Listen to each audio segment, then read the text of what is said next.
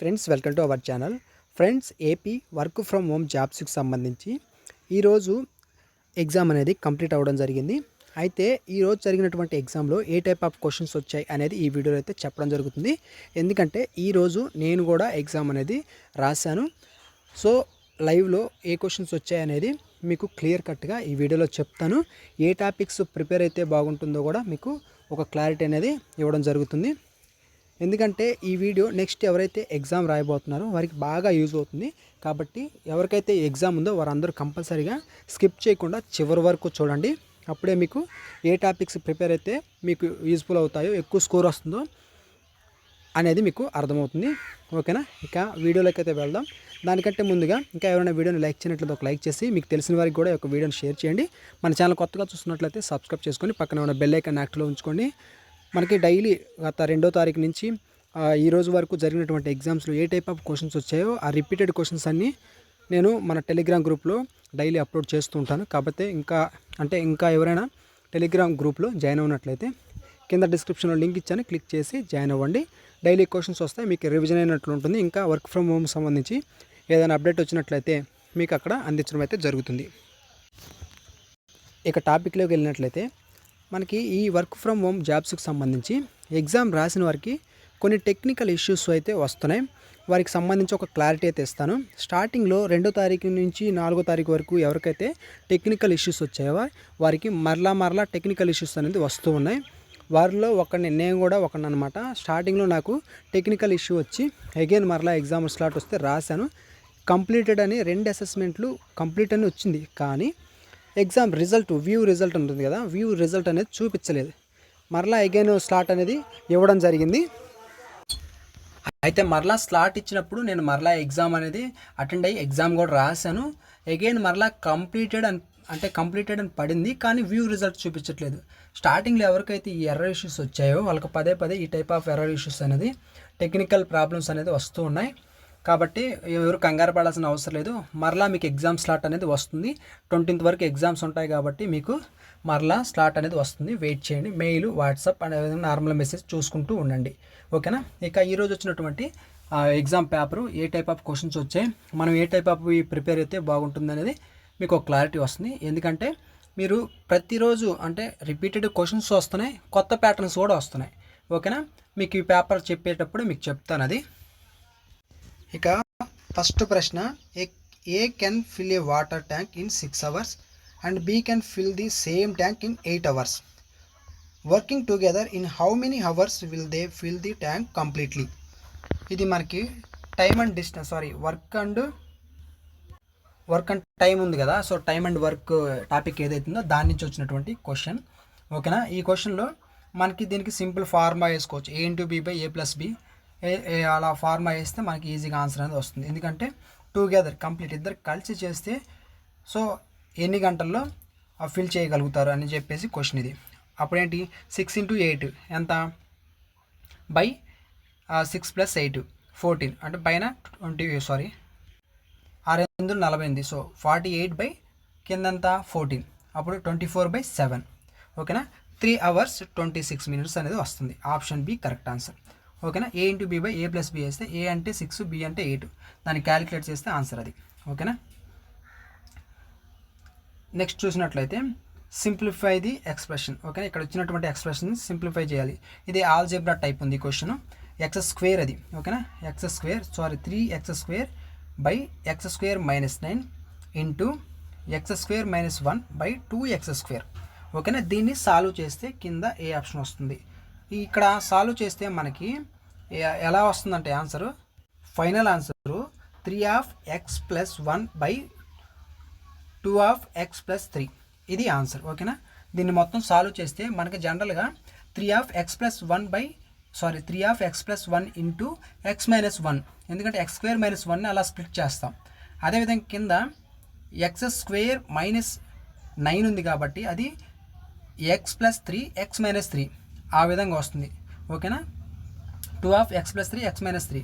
అయితే మనకి కొన్ని కండిషన్స్లో దీన్ని ఎలా రాసుకోవచ్చు అంటే 3x + 1 బై 3x + 3 రాసుకోవచ్చు.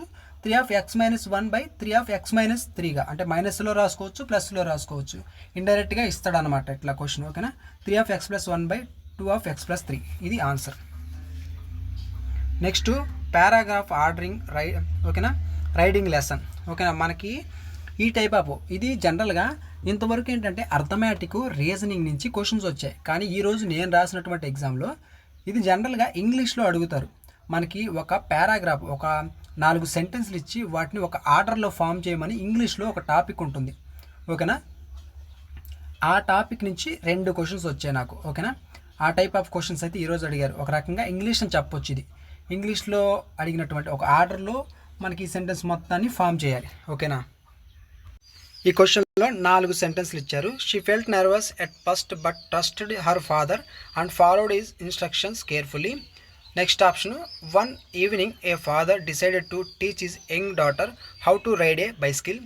After a few failed attempts she slowly gained balance and started riding confidently.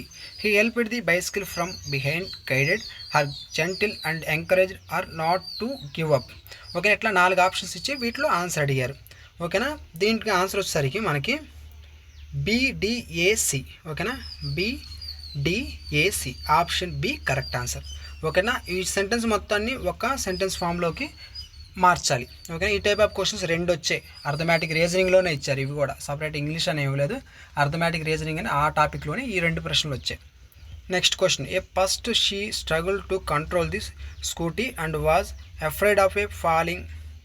ఈ father patiently show her how to use the brakes and accelerator. A father took his daughter to an empty ground to teach her how to ride a scooter. ఇక్కడ ఏంటంటే scooter నడపడం, ఆ గేర్లు అవన్నీ వేయడం, దానికి సంబంధించినటువంటి టాపిక్ ఇది. ఓకేనా, దాని మీద రెండు టాపిక్స్ మీద నాకు క్వశ్చన్ అయితే రావడం జరిగింది. సో ఈ టైప్ ఆఫ్ క్వశ్చన్స్ వస్తున్నాయి.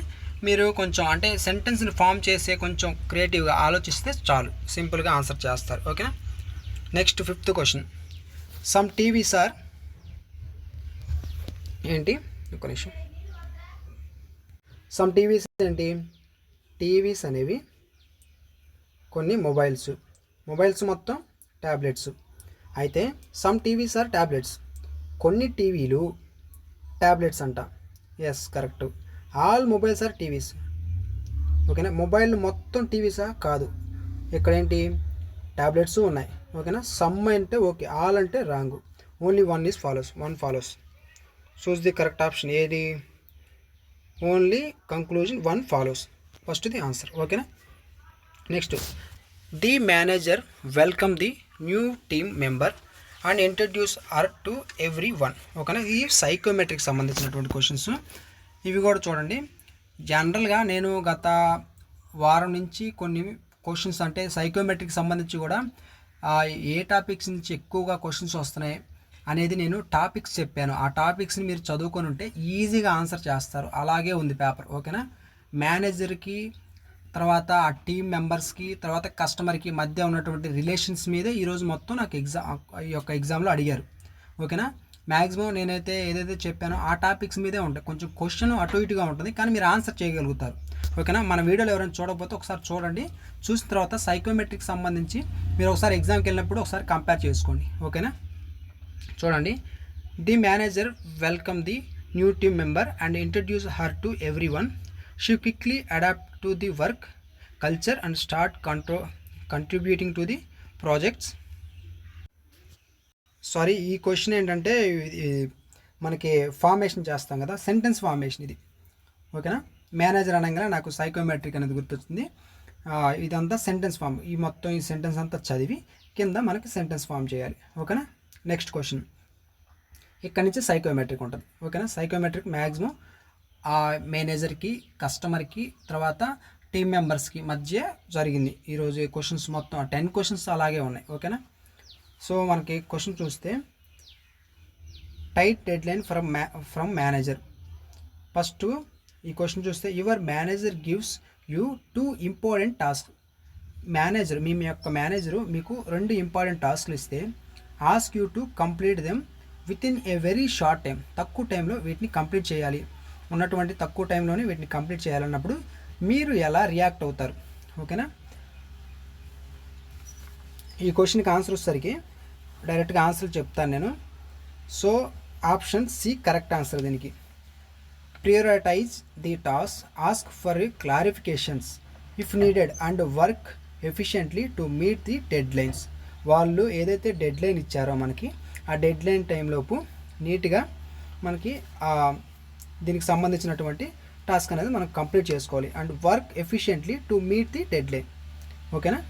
Next question, client upset. మనకి in an online team meeting your team lead explains the mistakes made by your team in front of a client. The client becomes upset after hearing this, how will you respond? ఓకేనా. Client upset అయిన తర్వాత మీరు ఎలా respond అవుతారు, ఇది question. ఓకేనా.